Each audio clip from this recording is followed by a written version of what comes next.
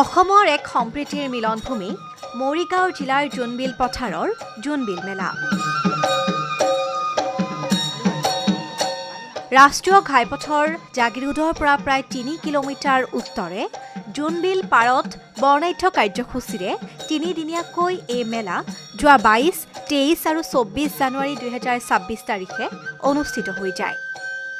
পৃথিৱীত বিৰল পাহাৰ ভৈয়ামৰ সম্প্ৰীতিৰ জোনবিল মেলা তিৱাসকলৰ পৰম্পৰা আৰু ৰাইজৰ বিশ্বাসত অতীতৰ পৰা এতিয়াও চলি আহিছে।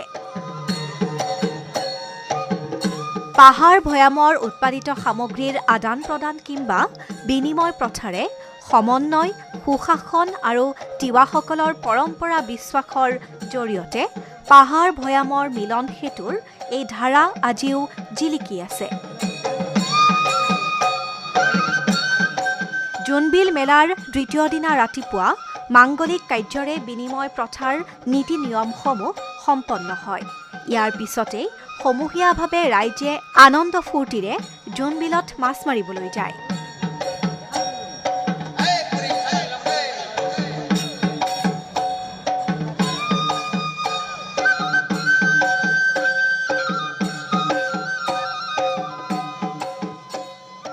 অসমৰ উপৰিও উত্তৰ পূৰ্বাঞ্চলৰ পৰা অহা বিভিন্ন জাতি জনগোষ্ঠীৰ লোকসকলে এই মেলাত অংশগ্ৰহণ কৰা দেখিবলৈ পোৱা যায়।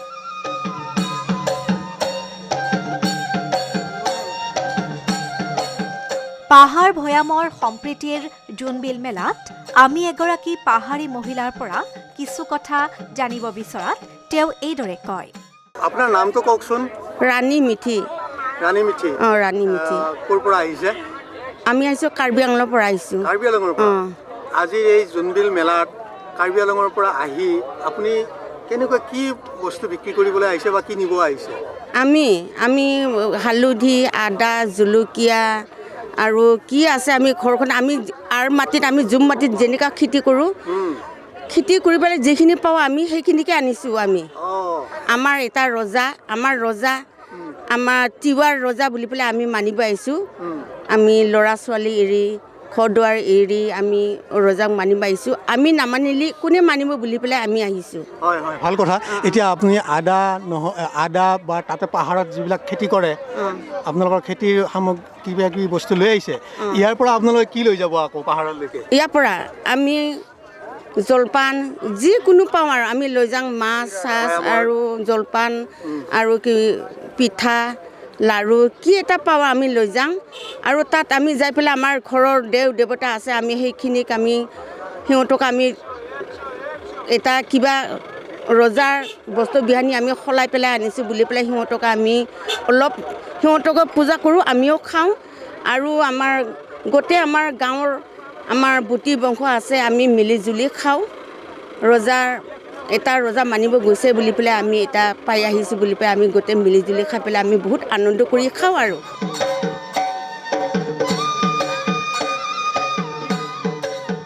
জোনবিল মেলাৰ নিচেই কাষতে মূল মঞ্চত তিৱাসকলৰ পৰম্পৰাগতভাৱে চলি অহা গোভা ৰজাসকলক দেখিবলৈ পোৱা যায়। ইয়াৰ লগতে আমন্ত্ৰিত অতিথি তথা বিশিষ্ট ব্যক্তিসকল মঞ্চত উপবিষ্ট হৈ সভাখন সাফল্যমণ্ডিত কৰি তোলে।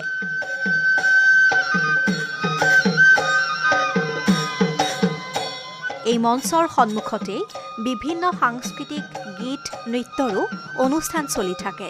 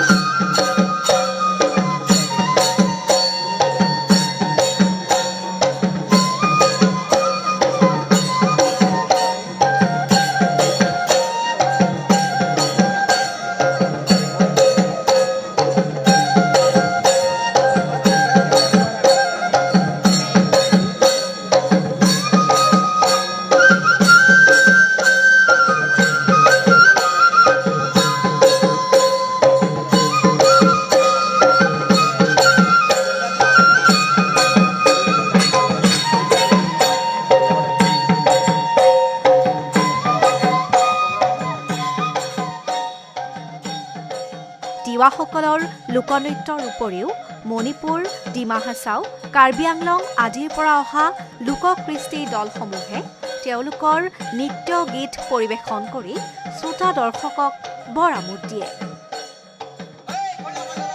আমি লগ পাইছিলোঁ জোনবিল মেলা উন্নয়ন সমিতিৰ সম্পাদকগৰাকীক।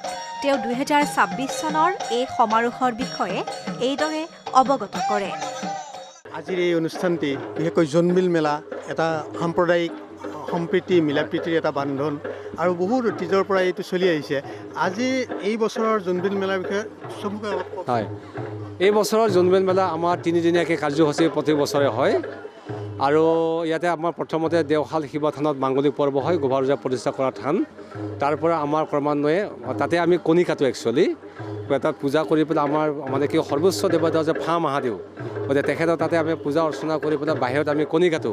কণীত আমি মঙলা চাওঁ যে এইবাৰ মানে জোনবিল মেলা ভালে ভালে পাৰ হ'বনে নহ'ব, সেইটো পৰ্ব আমাৰ থাকে। এবাৰ কণী কাটি আমাৰ জোনবিল মেলা ভালদৰে পাৰ হ'ব বুলি আমাৰ জনবিশ্বাস ইতিমধ্যে পাৰ হৈ গৈ আছে। আৰু মানে কি কয়, যোৱাকালি আমাৰ দিনটোত গ'ল গোভা ৰজাই মানে কি কয় প্ৰীতিভোজ খালে বা বিষয়া সৈতে লগত এই কাৰ্যসূচীবিলাক গুচি গৈছে। আৰু আজি আমাৰ একেবাৰে ৰাতিপুৱাতে যোৱাকালি মানুহখিনি নামি আহিলে, কাৰ্বি আংলঙৰ পৰা প্ৰত্যেকখন গাঁৱৰ পৰা মানুহ আহিছে, মেঘালয়ৰ আমাৰ ৰজাৰ লগত জড়িত প্ৰত্যেকখন গাঁৱৰ মানুহ নামি আহিছে। প্ৰায় 50,000 মান লোক ইয়াতে কি কয় বিনিময়ত অংশগ্ৰহণ কৰিছে, ভয়াম আৰু পাহাৰত মিলি পেলাই। আৰু আজি এতিয়া ৰাতিপুৱাতে সেই বিনিময় প্ৰথাটো আমাৰ সম্পাদিত হৈ গ'ল। আৰু বিনিময় প্ৰথাত আমাৰ পাহাৰত উৎপাদিত হোৱা সামগ্ৰীৰ লগত ভয়ামৰ উৎপাদিত হোৱা সামগ্ৰীৰ এটা বিনিময় ঘটে। এইটো 1400 শতিকাতে গোভা ৰজাই প্ৰতিষ্ঠা কৰিছিল।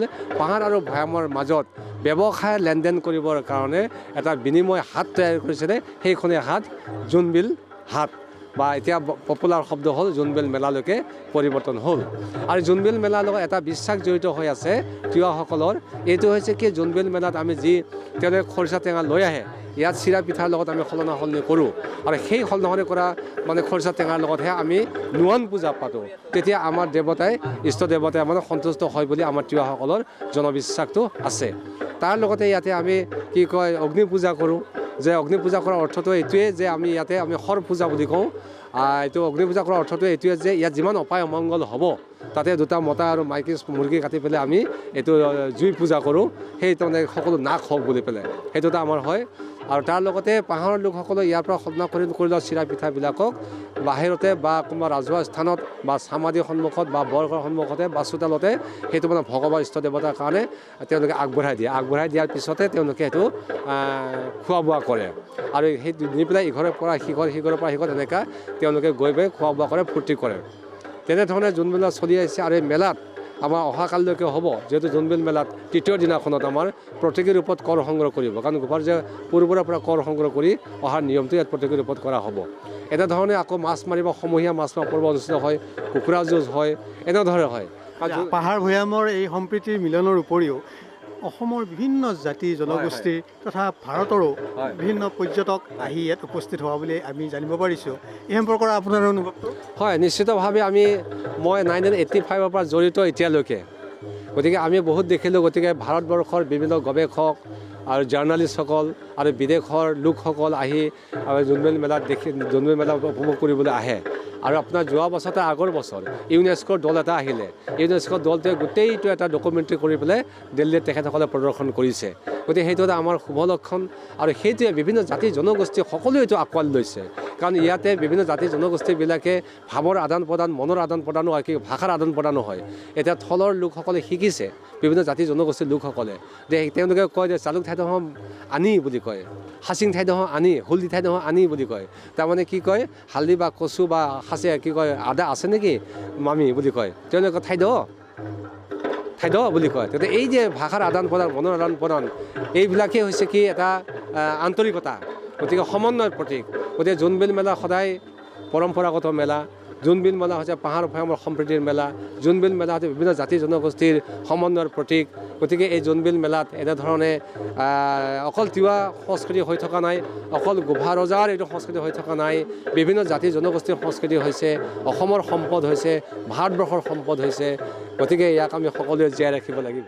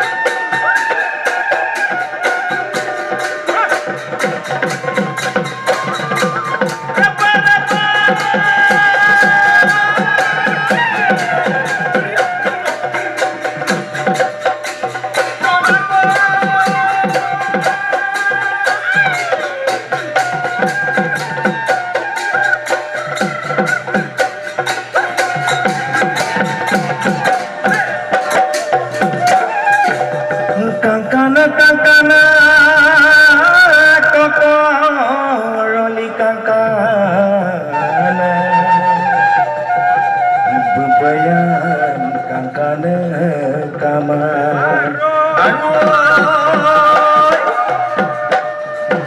kangkana ngulung mising gunak somana kadasin kanonoma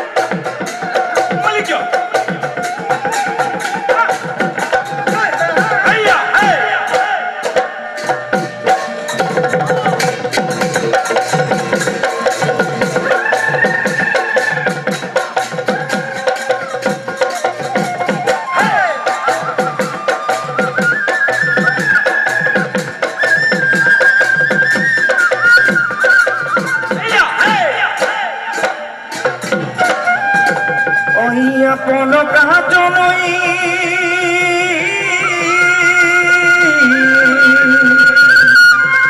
akar kan kanoi toy kan se ko kayu mo apolo kajon takar kan kanoi toy kan se ko kayu mo ngokemenam nong bang kan kanoi ngokemenam se ko kayu mo eke sumpo eke dano ako kami gantuna mermela Bariadaw bermala mo seko mayang dito na sila maduk sila moya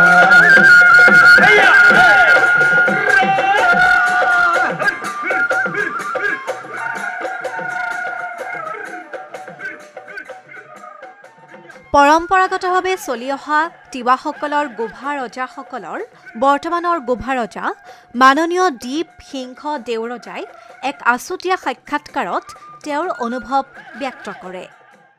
আজিৰ এই অনুষ্ঠান নহয়, এই এখন মহাসভা মানে পাহাৰ ভৈয়ামৰ মিলনৰ উপৰিও আমাৰ জাতিৰ জনগোষ্ঠীৰ সকলোৰে এক উৎসৱৰ পৰিৱেশ ইয়াতে বিৰাজ কৰিছে। আপুনি এগৰাকী গোভা ৰজা হিচাপে আজি ইয়াত আপোনাক মানে আসন দিছে। আজি এই বছৰৰ মানে জোনবিল মেলা এটা প্ৰখ্যাত নাম, এই সম্পৰ্কে অলপ কওকচোন। নমস্কাৰ, মোৰ নাম দীপসিং দেউৰজা, গোভা দেউৰজা। আৰু আজি আমাৰ দ্বিতীয় কাৰ্যসূচী আছিল, মানে কি কয় দ্বিতীয় দিন। আমাৰ মানে ইয়াত পুৱা 5 বজাৰ পৰা মানে আমাৰ বিনিময় প্ৰথাটো হৈ গৈছে, যিটো মানে পাহাৰৰ পৰা অহা মামা মামীসকল আৰু আমাৰ ভৈয়ামৰ পৰা মানে কি কয় অহা আইতা ককাসকল মানে পাহাৰৰ পৰা যিখিনি মানে কি কয় পাহাৰত যিকেইটা বস্তু মানে উৎপাদন হোৱা কচু, হালধি, আদা, জলকীয়া আৰু ইফালে ধূনা, সেই সামগ্ৰী মানে কি ইয়াত আনি মানে আমাৰ ভৈয়ামৰ যিটো কি বুলি ক'ম সান্দহ পিঠা লাড়ু তাৰ লগত মানে কি কয় বিনিময় কৰা মানে হৈ গ'ল। আৰু আমাৰ যিটো মানে কি কয় আছিল আমাৰ ইয়াত মানে ৰাজহুৱা মাছ মাৰা মানে বিল মাৰা কাৰ্যটো সেইটো মানে হৈ গ'ল। এতিয়া বৰ্তমান আমাৰ মানে ইয়াত দৰবাৰ বহি আছে। আৰু এতিয়া মানে কি কয় আমাৰ যিটো মানে কি কয় অসমৰ মুখ্যমন্ত্ৰীৰ ফালৰ পৰা মানে কি কয় মানে যিটো মানে কি কয় 21 গৰাকী ৰজালৈ মানে কি কয় ৰাজপাটত প্ৰদান কৰিব। যে গোভাৰজা হিচাপে ইয়াত প্ৰতিষ্ঠিত হয়, আপোনাক আজি ইয়াত প্ৰতিষ্ঠিত কৰিছে বা আপোনাক আজি সেই আসন দিছে, সেই পূৰ্বৰ গোভাৰজাৰ যি বিনিময় প্ৰথাৰ তেওঁৰ যি সৃষ্টি, সেই সম্পৰ্কে অলপ কওকচোন। আপুনি আজি কি ভাবে আপোনাক সন্মান জনাই ইয়াত বহাইছে? মানে এইটো কি বুলি ক'ম, আগততো যেনেকুৱা মানে ৰজা আছিল বুলি ক'লেও মানে কি কয় তেনেকুৱা ইমান হেৰি নহৈছিল। যেতিয়াৰ পৰা মানে যিটো কি বুলি ক'ম ছ'চিয়েল মিডিয়া যেতিয়াৰ পৰা আহিল তেতিয়াৰ পৰা মানে কি কয় আমাৰ কি বুলি ক'ম এতিয়া গোটেই মোজাখনৰ গোভা ৰজা হওক বা বেলেগ ৰজা হওক মানে চবকো মানে কি কয় গোটেই মানে ফ'কাছ হৈ গৈছে, গোটেই অল অভাৰ দ্য ৱৰ্ল্ড বুলি ক'ব পৰা যায় এতিয়া বৰ্তমান। আৰু মানে নিজকে মানে কি কয় বহুত ভাল কি কয় গৌৰৱ বুলি ক'ব পৰা যায়, কাৰণ নিজে মানে ৰজা হ'ম বুলি হোৱা নাই, কাৰণ গোটেই মোজাৰ ৰাইজে মানে কি কয় বাচি পেলাই মানে ৰজা পাতি দিছে।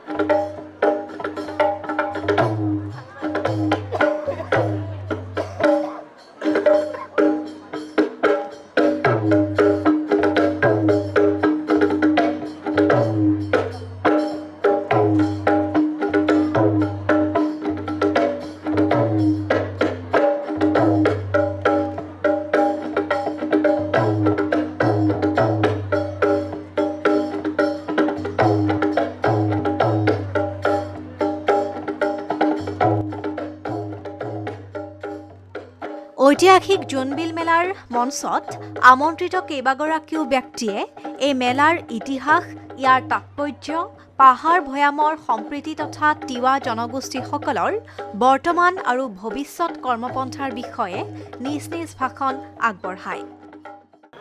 এই ঐতিহাসিক জোনবিল মেলাৰ বিশ্ব দৰবাৰতে বিৰল। কোনো এখন ৰাজ্যত এনেকুৱা এটা নাই যিটো হৈছে বিনিময় পথাৰ। খন্তেক সময়ৰ কাৰণে হ'লেও আজি এই পুৱা যি বিনিময় পথাৰ আৰম্ভ হ'ল, গতিকে এইটো এটা ঐতিহাসিক জোনবিল মেলাৰ পৰম্পৰা আমি ধৰি ৰাখিব লাগিব।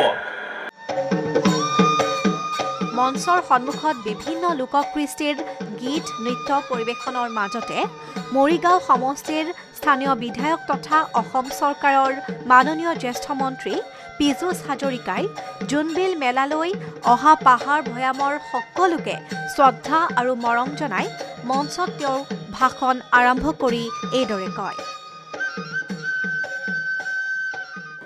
প্ৰত্যেক বছৰে আমি পাহাৰ ভৈয়ামৰ এই সম্প্ৰীতিৰ স্থল জোনবিল মেলাত আমি সকলো সমবেত হওঁ। তিনিদিনীয়াকৈ বিনিময় প্ৰথাৰে এই মেলাখন আমি আৰম্ভ কৰোঁ আৰু এই বিনিময় প্ৰথাৰ মেলাখন পৃথিৱী বিখ্যাত। এই পৃথিৱী বিখ্যাত মেলাখনক আমি সকলোৱে গৌৰৱ কৰোঁ। মধ্য অসমৰ প্ৰত্যেকগৰাকী ব্যক্তিয়ে গৌৰৱ কৰোঁ আৰু মেলাখনক আগুৱাই লৈ যাবলৈ আমি সদায়ে প্ৰয়াস কৰোঁ। শ্ৰদ্ধাৰ ৰাইজ, মাননীয় মুখ্যমন্ত্ৰী ডক্টৰ হিমন্ত বিশ্ব শৰ্মা ডাঙৰীয়া প্ৰত্যেকবাৰে আজিৰ অনুষ্ঠানটোত উপস্থিত থাকে, কিন্তু বিশেষ কাৰণবশতঃ তেখেতে ছুইজাৰলেণ্ডৰ ডাভোছ বুলি এখন ঠাইত ৱৰ্ল্ড ইকনমিক ফৰামত অংশগ্ৰহণ কৰিবলৈ যাব লগা হোৱাত তেখেত আজি আহিব নোৱাৰিলে। আৰু তেখেতৰ হৈ মই যদিও প্ৰত্যেকবাৰে আহোঁ, আজি মই তেখেতৰ প্ৰতিনিধি হৈ আপোনালোকৰ আগত আহি উপস্থিত হৈছোঁ। শ্ৰদ্ধাৰ ৰাইজ, আমাৰ চৰকাৰে আমাৰ শ্ৰদ্ধাৰ ৰজাসকলক কিছু হ'লেও আৰ্থিক সাহায্য প্ৰত্যেক বছৰে দিয়াৰ ব্যৱস্থা কৰিছে। মুখ্যমন্ত্ৰী ডাঙৰীয়াৰ নিৰ্দেশত মেলা সমিতিৰ সহযোগত এই মেলা অনুষ্ঠিত হোৱা অংশখিনিও আমি মেলা সমিতিৰ কাৰণে ক্ৰয় কৰিবলৈকে সক্ষম হৈছিলোঁ আপোনালোকৰ আশীৰ্বাদত। প্ৰত্যেক বছৰে আমি ব্যক্তিগতভাৱেও এই মেলাৰ লগত জড়িত হৈ থাকোঁ আৰু মেলা সমিতিক যিমানখিনি পাৰোঁ সহায় কৰিবলৈ আমি চেষ্টা কৰোঁ, যৎকিঞ্চিত কৰিবলৈকে প্ৰচেষ্টা চলাওঁ। মই আপোনালোকক প্ৰতিশ্ৰুতি দিওঁ, যিহেতু মই স্থানীয় বিধায়ক, আপোনালোকৰ আশীৰ্বাদত ভৱিষ্যতেও এই মেলাক লৈ আমি সদায় সক্ৰিয় হৈ থাকিম। মেলাখনৰ উত্তৰণৰ কাৰণে আমি আপোনালোকৰ লগত লগ হৈ একেলগে কাম কৰিম। মাননীয় মুখ্যমন্ত্ৰী ডাঙৰীয়াই মৰিগাঁৱত যেতিয়া কেবিনেট অনুষ্ঠিত কৰিছিল, এই মেলালৈকে 5 কোটি টকা দিয়াৰ ঘোষণা কৰিছিল। অতি সোনকালে সেই 5 কোটি টকাৰে আমি এটা স্থায়ী প্ৰকল্পৰ কাম আৰম্ভ কৰিম, আপোনালোকক প্ৰতিশ্ৰুতি দিছোঁ।